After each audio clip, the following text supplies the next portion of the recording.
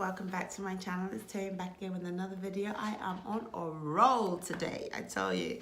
I've gone from a drought of not posting many videos to kind of bombarding with you guys with videos. So hopefully I will be more consistent in providing content for you guys to watch. And yeah, I'm excited actually.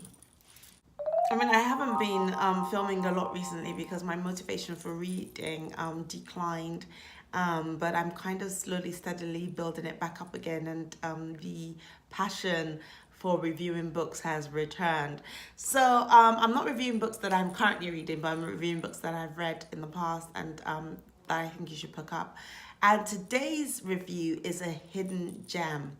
Now, this is a review of a book called Purple Hibiscus by Chimamanda Ngozi Adichie. This was her first book that she published. And I read this book, I think after I had read half of A Yellow Sun, which is not the right way to go about it, because if you read it that way, you might be disappointed with this book, because half of A Yellow Sun was a masterpiece in my humble opinion. But notwithstanding, this also is very, very much worth the read. So this is going to be a short and sweet review, and I will start as usual by reading you a bit of the synopsis. Then I'm going to tell you what I liked about the book, what I didn't like about the book, if anything, my favorite characters, and my rating for the book. So here we go. 15-year-old Kambili and her older brother Yaya lead a privileged life in Enugu, Nigeria. They live in a beautiful house with a caring family and attend an exclusive missionary school. They are completely shielded from the troubles of the world, yet, as Kambili reveals in her tender voice account, things are less than perfect. Although her papa is generous and well respected, he is fanatically religious and tyrannical at home. A home that is silent and suffocating. As the country begins to fall apart under a military coup, Kambili and Yaya are sent to their aunt, a university professor outside the city. There, they discover a life beyond the confines of their father's authority. Books cram the shelves, curry and nutmeg permeate the air, and their cousins' laughter ring throughout the house. When they return home, tensions within the family escalate, and Kambili must find the strength to keep her loved ones together. So that is a good description about the book, but it doesn't go far enough. I don't think it's enough to make you say, oh, I want to pick this up.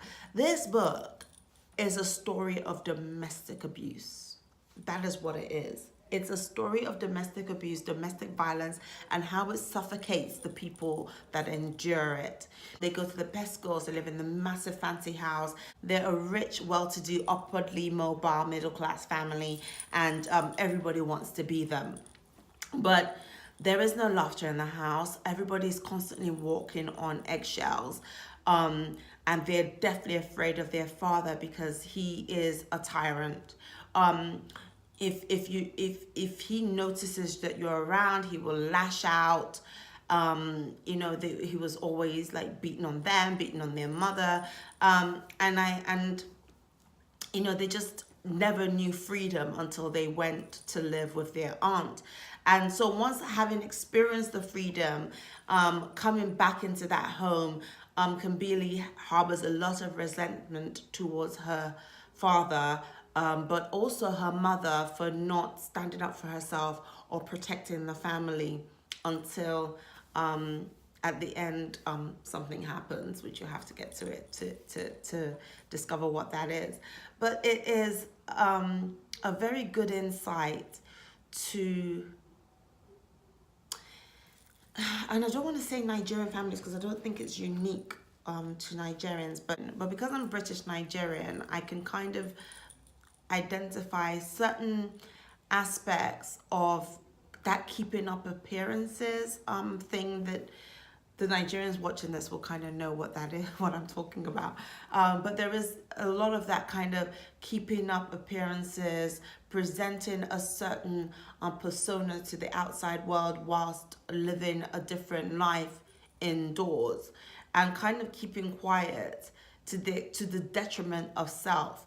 Because yes, if the truth gets out, people might laugh, people might, have a lot to say about it, but you might also get a helping hand, somebody to step in and say, this isn't right, and let me help you escape the tyranny that you're experiencing. And I thought that this book was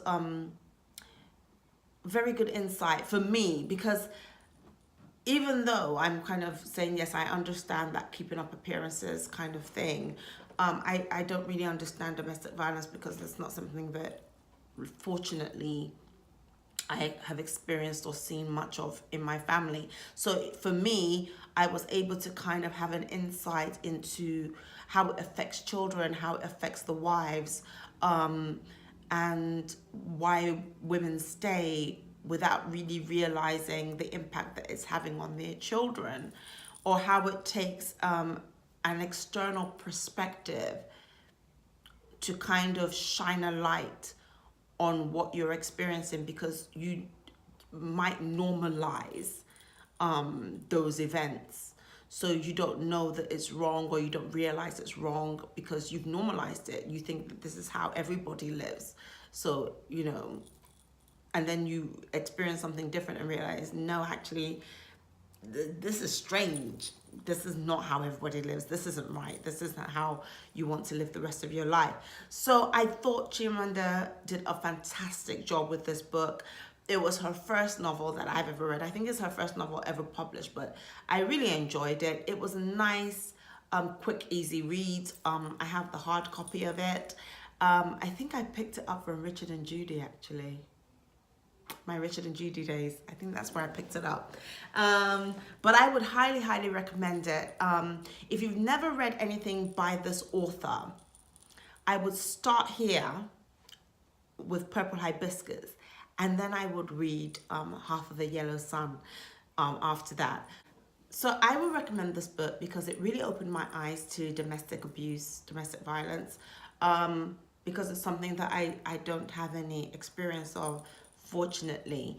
And I think it did it in such a way that allowed me to have more compassion for those who might find themselves in that position. Especially because I could kind of understand the keeping up appearances kind of side to it, which I've said 1,000 times. And I could also see how, if you don't know better, then you think that that is everybody's reality, that is normal. She did that very, very well. And it's a very serious book, but it also does have bits of laughter and joy. And, you can read it in a couple of days, and it's, stunning book. So please let me know your thoughts. Do you like this book? Have you picked it up? What are your thoughts? Please leave your comments down below. As per usual, please like, share, subscribe, hit the notification bell. And oh yes, if you have read anything similar or better by other African authors or non-African authors, it could just anything in the topic, in the field, that you think is very, very much worth a read and worth picking up, please leave your comments down below. I would love to know. I'm always looking for inspiration. And I also want to know what you guys are into. So as per usual, please like, share, subscribe, and hit the notification bell. And until next time, bye.